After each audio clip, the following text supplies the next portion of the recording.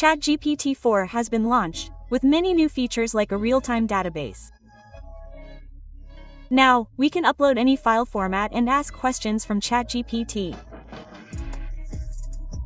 Using all these features, today we'll create a working mobile app by creating our own UI design.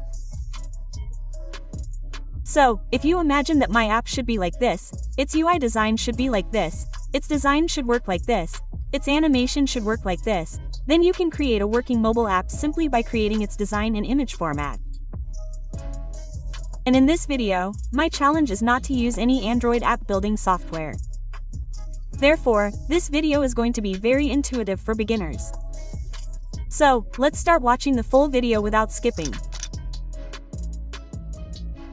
First, let's create the UI design for our app. I'm using CV to create the UI design. You can use any other photo editing software if you prefer. To create the UI design, select the phone's wallpaper size. You can also check the aspect ratio, as this size will be perfect for all devices.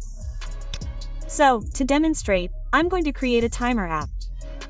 First, let's create its design. I'll show you the first step.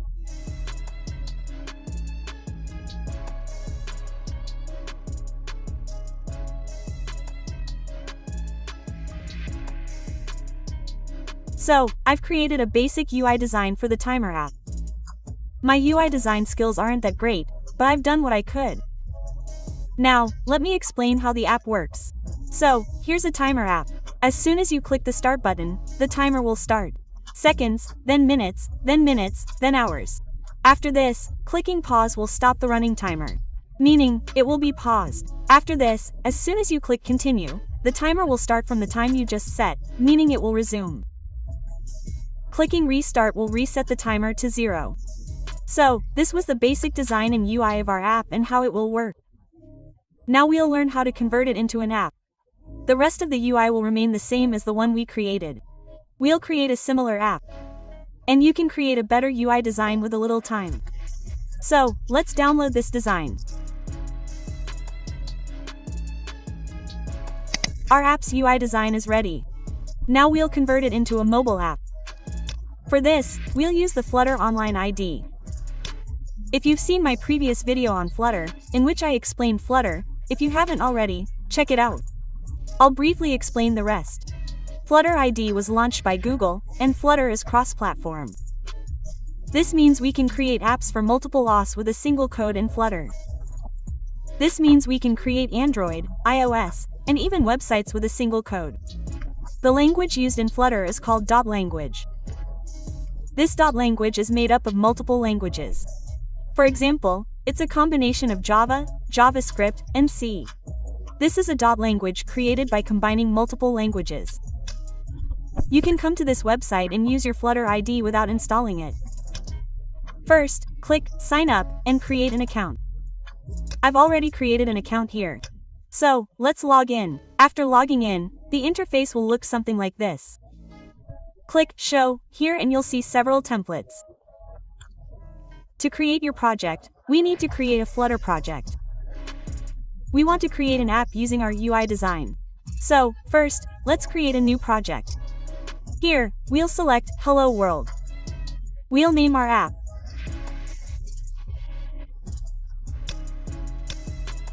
This is our app's app name and this is its package name. Then, click Create, and a new project will be created. Let's open it.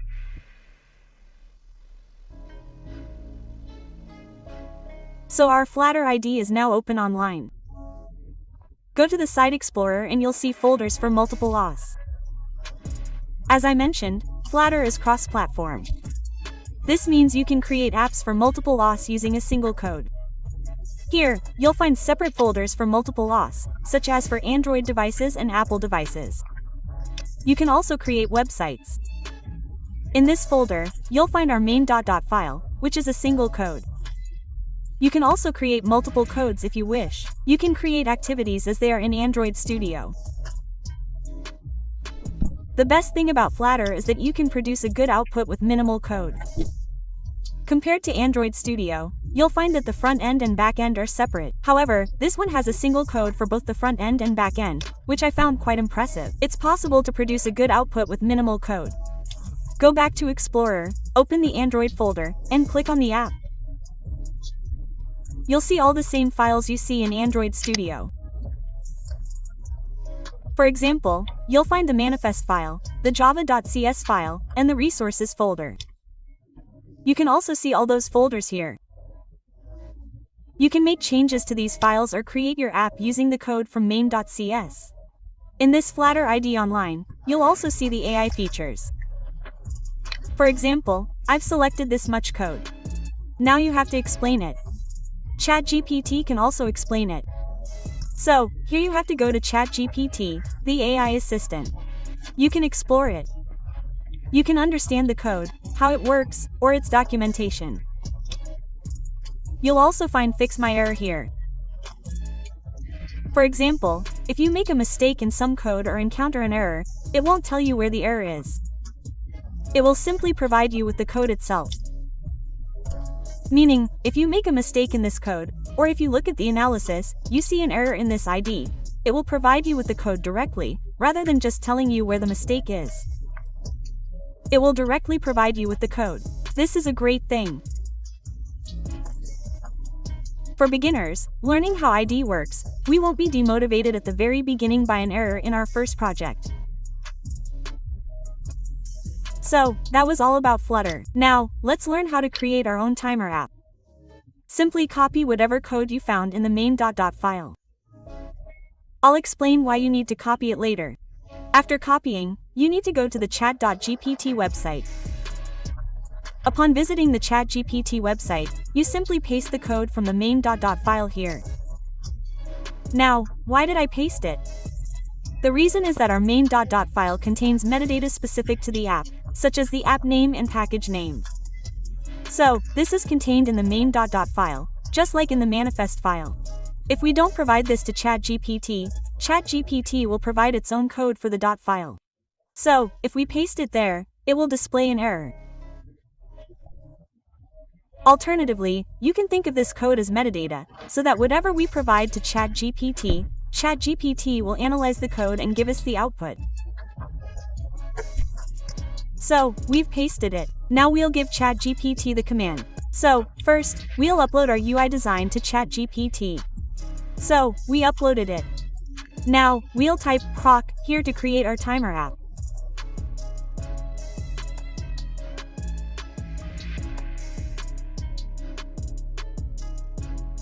So, I've typed PRM on ChatGPT.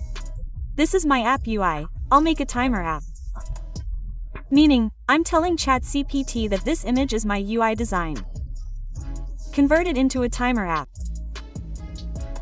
And here, I've added some more features, like adding a shadow to the button. After this, we'll click the Send button. ChatGPT will convert our UI design into .dot language. ChatGPT has provided the full code. We'll copy it from here. Go to our online ID and replace it completely from there. So, we've pasted the code. After pasting, you'll see the virtual online device in this online ID to view the output. So, go here and select the web emulator. Then click Build Project. Now, once our project is built, our emulator will run. So let's wait a bit while the build is complete.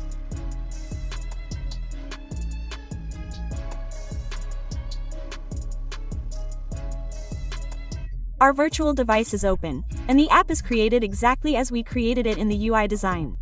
Now, let's check if it's working. Clicking Start starts the countdown.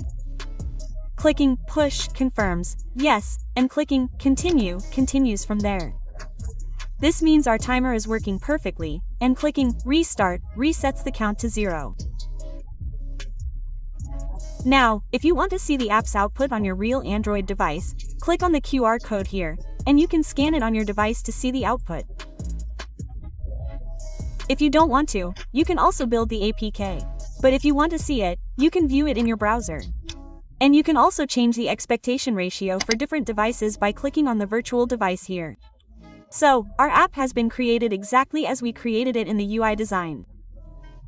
Well, we won't call it 100%, but 70% of our app has been created exactly as we had created it in the UI design. Now, you can make any changes you want to it by giving commands and copying and pasting on ChatGPT. It has been created very well as per your convenience. If you want, you can prepare even better and get the output on ChatGPT. So, our app is working successfully. So now let us learn how to build our app. That means how to convert it into an APK file. Before converting into an APK file, first of all we should learn how to change the icon. So, to change the icon for Android, then open the Android folder here. And here, go to the app, and here to the resources folder, and here to the resources folder. All the folders you see here, all the folders visible below the drawable, each one will have an icon. So, you need to replace these icons with whichever one you want for your app. So, first, let's select an icon for your app. So, I'll apply one of these icons to show you. If you want to publish on the Play Store, you should create your own icon, rather than downloading this one and applying it to your app. So, I've downloaded this icon. Now, let's see how we'll apply it to our app. So, go back to the online ID and upload it here. Click on Upload File. But make sure you remember the name you've given here. You can rename it from here, copy its name from here, and use your icon's name. Now, you can delete it or not. Go to Upload, Upload Files and upload your icon, and it will automatically replace it. This means you don't need to delete it. You can do whatever you feel is right. But make sure you change the name. I've done that here. Now, when you click Upload, the name will automatically be replaced. You can see it if you want. A message stating, "Successfully uploaded," will appear here. If you double-click on it, your icon should open. Perhaps the icon doesn't open.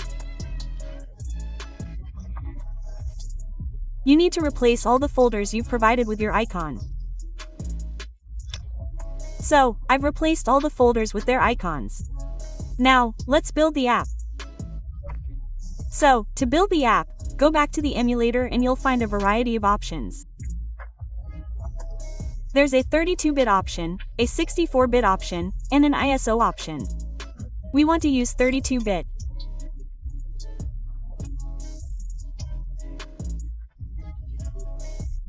Simply click on the fourth option, or the fourth option, and click the play button. Our APK file will begin building. This will take 10.2 minutes.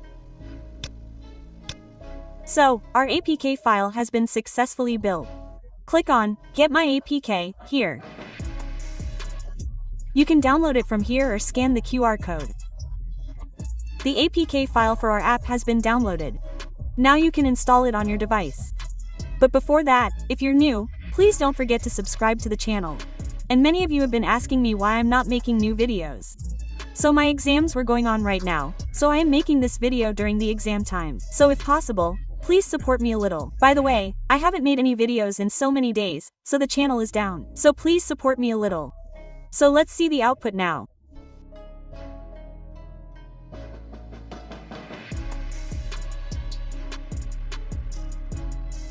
So that's all for today. I hope you found the video inspiring. If you found it inspiring, then please press the like button, and if you want to see more such content, then please subscribe and support me a little. See you in the next video.